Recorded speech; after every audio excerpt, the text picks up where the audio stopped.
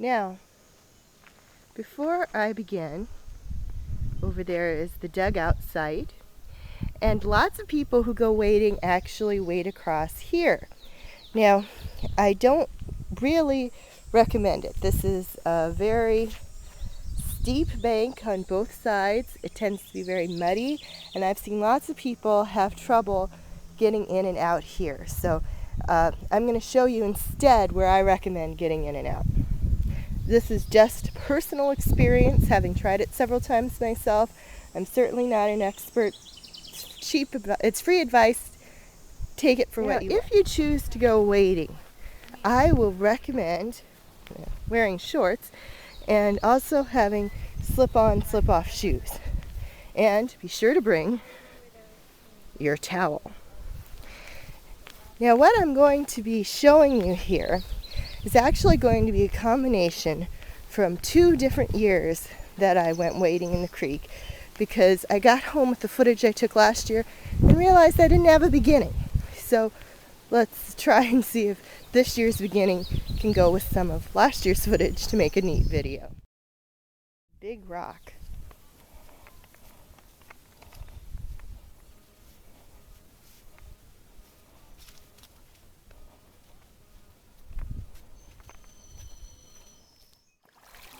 Lots of people like to go wading, sometimes even whole families.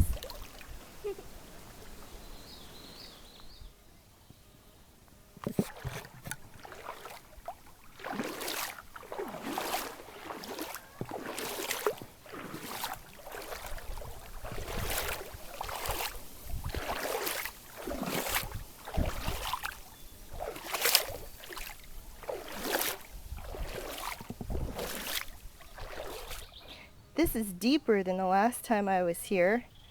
Last time it was up to my ankles, now it's practically up to my knees.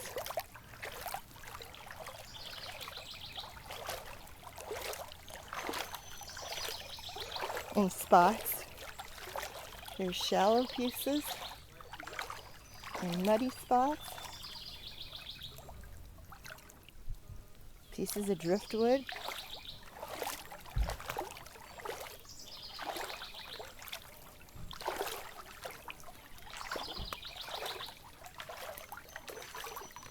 And this is walking back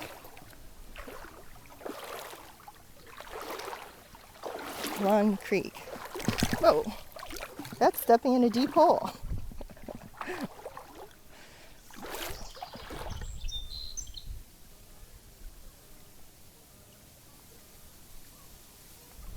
Plum Creek is a really great example of the old saying, you never walk in the same river twice.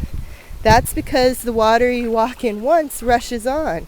But it's even more true here in Plum Creek, where every year they have really, here it's up to my knees. Where every year the spring floods really reshape the creek. The bottoms of it, it works on the sides. That's part of the reason why there's rocks here. There's a rock that I think was buried. Whoa, there's the hole. Okay, let's see if we can get around the hole. Oh, yeah, that was the hole I found last year. This year it actually got my shorts wet. We'll see if I can change them in my car.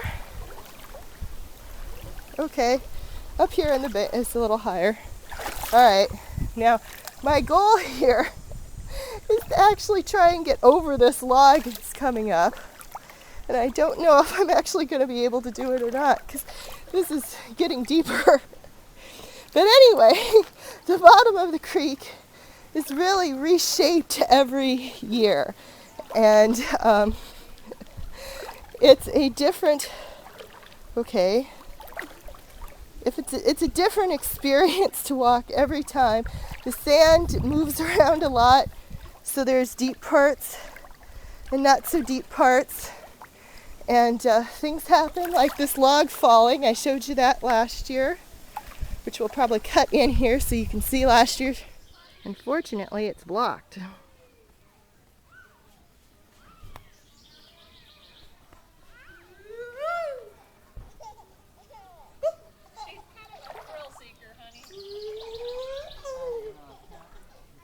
Oh, this year, I think I can actually get across it. So, okay.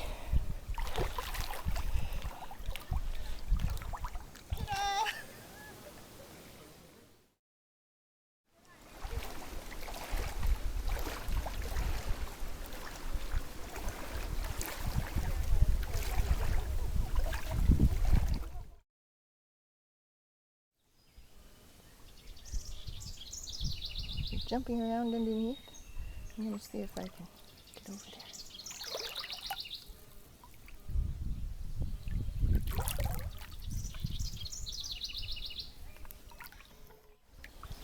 there. Okay, off the rock. My goal is to get up to the dugout, so I got over the log, and here I am. Oh, it's back down to ankle height. So it'll be at different heights that you go. Last year, it was about that high. The first year I did it, it was about ankle height depth. This is where people get in and out on where the sign by the dugout. Like I say, I don't recommend it. This is some of the washed up stuff that was left from the spring. Sorry, something's at my foot and I don't know what it is. This over here. Ooh, it's a lot rockier. Boy, a lot of rocks must have got it deposited here this winter. This is rockier than I remember, which is another good reason to get in by the rock. And this is the dugout part. And there's the dugout sign from the creek. And there's the footbridge from the creek level. And while I'm standing still, I'll let you look at the bridge. And I'll tell you that last year, when I did this, there was a mother here who did not want to let her kids come in and wade, and she told them I was a daredevil, which I think is the first time in my life I've ever been called a daredevil, so for what it's worth. And I'll also show you over here this rock. You can sort of see the levels for the water, and again, the stuff that's stuck in the tree, that is stuff from when the creek was that high. Well, sometime I'm going to get here when it's actually flooded. I will not go in wading then, but I do want to get a picture of it. Oh, and there's some stuff stuck in the branch that shows you how high the water was. Oh, and there's even stuff stuck under the bridge supports. So you can tell the water was at least up to the bridge.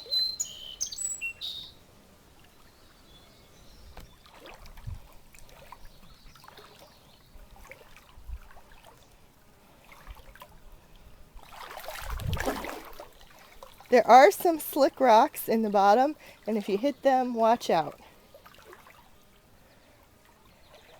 And here we go under the footbridge. Here we go. All right. I'm on the far side of the footbridge. And I'm going to turn around. Oh, and there's people up there. So here we go, shooting back, there's the footbridge, and that's the path along where we came. So we're going back up towards the big rock.